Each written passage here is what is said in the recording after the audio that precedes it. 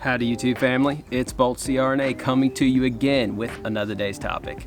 So today we're going to be talking about finances. So how did I pay for CRNA school? How will you pay for CRNA school? And what's some options you guys have? Let's get into it.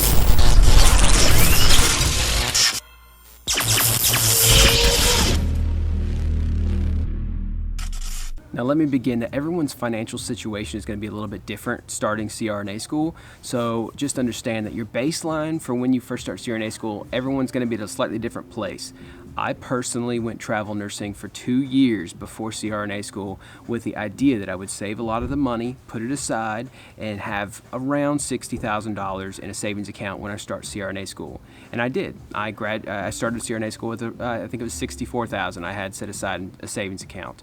So that's not everyone's situation. Some people may even have a little more than that. Some people may have $5,000. Some people may not have any money. Some people may be in debt when they start CRNA school. So those are all different places that you may start off at. So I'll try and keep this baseline level so that everyone understands what everyone is going to be having to deal with financially, whether you start with a lot of money or not much money. So step one, a lot of people get this confused. A lot of people have these hopes that they're not going to have student loans for CRNA school.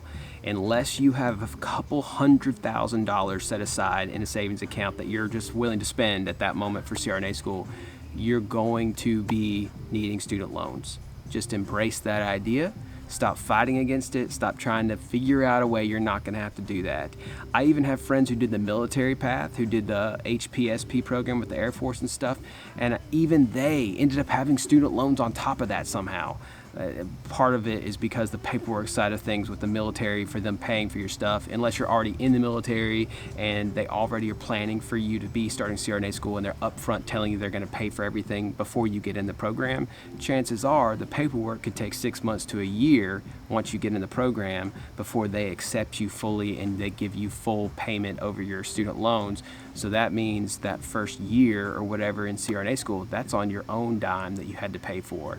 So that happens. So beware of that when you're thinking about who's going to pay my student loans off for me. How am I gonna not have to pay all this off? Just embrace the idea that it is almost definitely going to be student loans of some sort, whether it be a small amount of student loans or a huge amount to pay for everything. But don't worry about this. Your program, your university will have a student loan officer who should come to class during the first week of orientation when you start the program. They should come and talk to you guys about the different student loan options. There's pretty much going to be Stafford loans, which are going to be unsubsidized, and then they're going to offer you Grad Plus loans, which is also another government loan in case the Stafford loan isn't quite enough. If I remember correctly, the Stafford loans were around $20,000 to $30,000 a year that they would offer you in those loans, and the Grad Plus loan was like another $30,000 to $50,000 on top of that per year that you could take out in student loans. So really, you're looking at, I think they offered us like $80,000 or $90,000 a year that you could take out in student loans. That is excessive. That's very rare for someone to need that much money just to get by in CRNA school. So what you need to do before you go in and take out all these loans, you need to figure out a budget. You need to figure out how much is your rent. You need to figure out how much is your utilities. How much do you spend monthly on food? Like, what's your budget on all these things? And try and taper it down to the minimal thing that you can have. Like if Netflix, go ahead and turn that subscription off. If you already pay for Amazon Prime for shipping and you get free, videos and stuff on Amazon Prime, you're in CRNA school now. You're not going to have that much time to watch TV anyway, so you really can't be affording to do Amazon Prime and do Netflix and pay for Hulu and pay for Spotify and all these things. You're in CRNA school now. You need to taper it down, figure out a tight budget. I was able to figure out my budget to be $30,000 a year, and that was living fairly comfortably. And this is rural Tennessee, of course, that I'm living in, which is another reason why you should choose somewhere inexpensive to live for CRNA school. But figure out your budget, figure out what it's going to be, then figure out how much your tuition is, which your program directors will be able to give you exactly how much your next year's tuition is going to be and how much loans you need to take out to pay all that off. So you put these two amounts together, how much you're planning to live on in a year and how much your student loans are going to be for the year. Add that number together, that's how much you need to take out in student loans that year. Every year, you're going to have the same thing come up where they say, how much do you want for the following academic year of student loans? And so you're going to go through this process again. So when you make the decision first semester of your first year of CRNA school, how much you want per year, it doesn't have to be that exact same amount every year. Next year, you could take out even less, or you could take out more if you realize that your budget wasn't quite as good as you thought it was going to be, or that you spent more than you really thought you would, and you're going to need a little more than $30,000 in living expenses. You can take out a little bit more the following year. So understand, with these loans, there's interest rates. Some of you may be thinking about your government loans that you took out when you were in undergrad, and thinking about the idea that interest doesn't start accruing until 6 months after graduation, and then they start making you pay it back and interest starts accruing and stuff. That's not true for graduate school.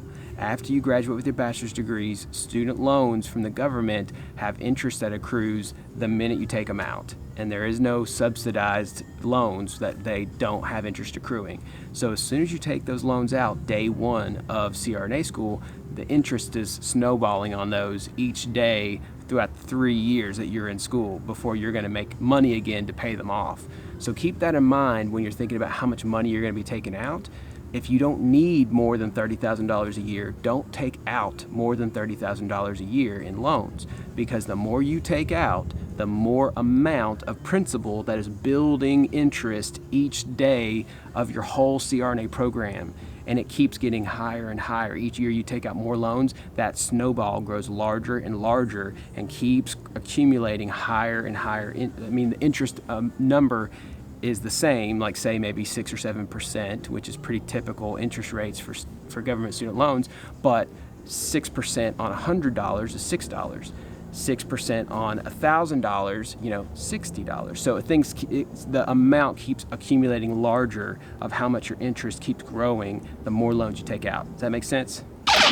And I'll tell you, for me, by the time I got done with the 3 years in school, I had about $12,000 in interest that had accrued alone, just interest, not even principal on the money that I took out to pay for school. About $12,000 extra during the 3 years of CRNA school that had accumulated on those loans. And those were the government loans. So say you don't want to take out government loans, and those are the loans that your school is going to offer you, and they're going to be like the easiest loans to do through your student loan officers. If you want to go through a private bank and have them give you a loan, like a lot of private banks will give students in grad school, if you can prove to them what your tuition is going to be in a kind of a roundabout budget for your year, they can give you a certain amount based off of what they think you're going to need, and they usually give you a pretty fair amount, especially for CRNAs or medical students and stuff, because they know you're going to make a ton of money when you get out, and so they're not worried about you not being able to pay it back. In fact, they're probably happy to have you as a customer, because they just want that interest to keep accruing and they want to get that money from you. So yeah, they're usually pretty generous about giving you quite a bit of money for private loans too. Now, the big difference between you doing the government Stafford loans and the private bank type loans is, say you die in a tragic accident. If it's a government loan, they erase the debt and say, okay, the loan, the debt's gone, he passed away. But if it's a bank or a private loan outside of the government, if you die suddenly in a car wreck, your loved ones take on that debt. That debt doesn't get erased. So now your parents, your kids, your spouse, whoever, is going to end up saddled with the $100,000, $200,000 in debt that you now have. So keep that in mind when you're thinking about private versus government loans.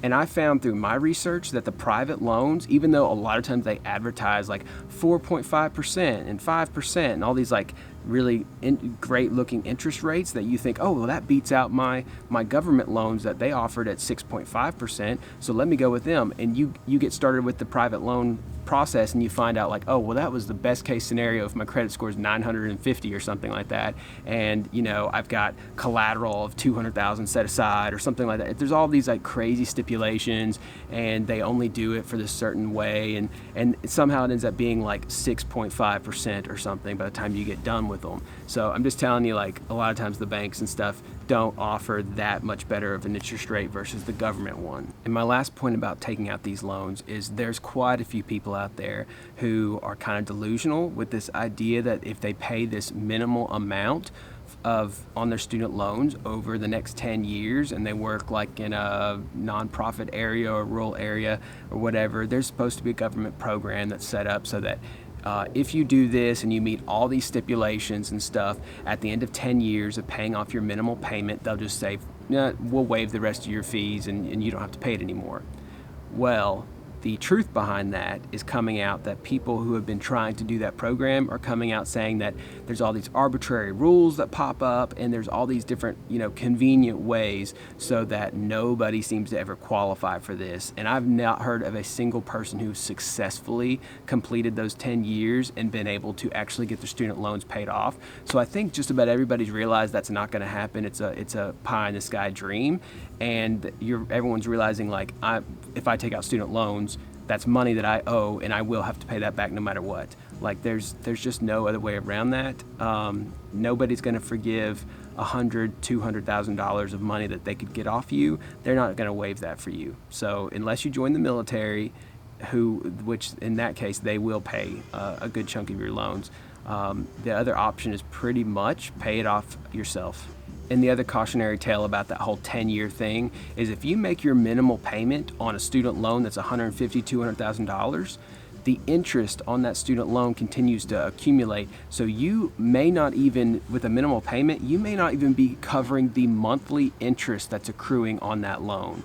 So if, say you get 10 years down the line and you figure out, oh crap, that whole program is debunked and they're not even doing that anymore, and and there's some reason they made up that means I don't qualify anymore, and they're letting me know 10 years later, the loan that you took out 10 years ago when you graduated school has probably accumulated an astronomical amount of interest, so that your loan 10 years later, after you've made minimal payments the whole time, is probably larger than what the loan was when you first graduated school.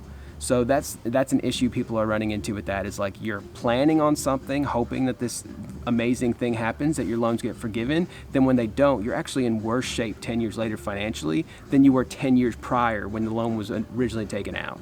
So yeah, don't plan on that kind of thing. Make a plan to aggressively pay off your student loans right away. Now, some of you may be asking, what did I do with the $60,000 that I had in savings? I kept that $60,000 throughout CRNA school. I kept it as a cushion for emergency funds, or in case I went over my normal budget of $30,000 for the year and I needed a little bit out of it. And sometimes I did. Sometimes my overall spending for the year would end up being $35,000, or maybe the transmission went out in my car, which it did at one point, and I had to pay a chunk of money for that, or your tires, something happens with that, or there's all kinds of extra things that pop up that you don't plan on happening for 3 years in school, and so you need some emergency fund money set aside. So I set that money aside. Then as a third year before we graduated, I did take most of that chunk, and I paid off a huge portion of the loan. So I had about $200,000 when we graduated, and I paid off about $60,000 of it with that lump sum of money, so that it dropped it down to like $140,000 when I finally graduated. And then the next thing I did is, as soon as I graduated, I took all of my loans and I consolidated them with a company. There's quite a few of them out there that you can use. And a lot of times, if you reconsolidate your loans as a CRNA after you graduate, they will take all your loans and form it into one single loan, and they'll drop it down to like a 4%. You have the option of getting like a super low 4% interest rate on that. And that helps you to aggressively start paying these loans off and have a lower interest rate in the meantime that you're paying it off. The downside to this, it means that it's no longer a government loan, because these are private loan companies that you reconsolidate with, which means if you die or something right after you graduate, after you've consolidated these loans, that means your family will be left with these loans because it's a private loan now.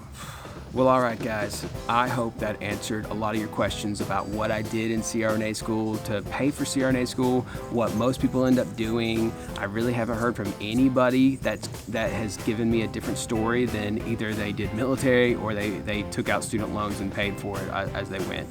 Rihanna Fariel, who is a YouTuber, you can look up her channel. I believe it is Rihanna Fariel is her name on YouTube. She and her husband are like they own like a CrossFit gym, and they like buy and sell and flip like 15 different homes at once, and they have a very different financial situation than like 99.9% of people. So I think in her situation, she just paid cash as she went and budgeted very tightly. Her and her husband did.